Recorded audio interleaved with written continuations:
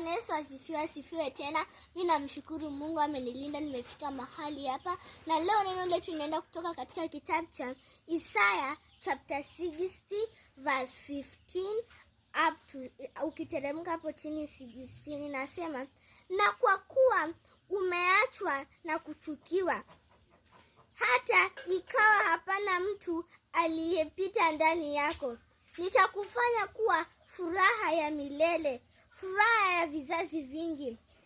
Bwana Yesu asifiwe tena. Neno letu inasema, na kwa kuwa umeachwa na kuchukiwa. Bwana Yesu asifiwe. Na kwa kuwa umeachwa na kuchukia, wale wote walikuwa wamekuchukia, wamekutaja majina, wamekuita ombaomba, wamekuita mwenye slippers, lakini usijali.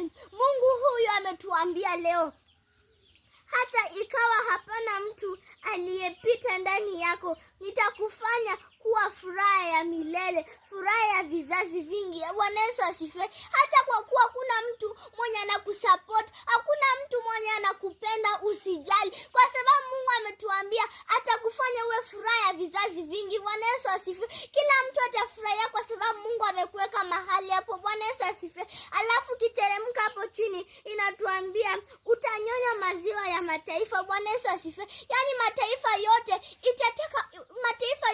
itafanya kila kitu kizuri. Bwana Yesu asifiwe. Utanyonya maziwa kwa mataifa, itakupea kila kitu kizuri. Bwana Yesu asifiwe. Utakuwa na kila kitu vizuri. Hata kama wamekuita majina, Mungu atakupea jina mpya. Mungu atakupea jina mpya kwa sababu hiyo jina yenye amekupa sio Mungu ndiye alikupea. Na Mungu atakuita jina mpya, na hiyo jina yenye Mungu atakupa, naye watu watafurahia, vizazi vingi watafurahia, na utanyonya maziwa ya mataifa. Bwana Yesu asifiwe. Utanyonya kwa sababu kila mataifa itakufanyia kila kitu kizuri. Bwana Yesu asifiwe.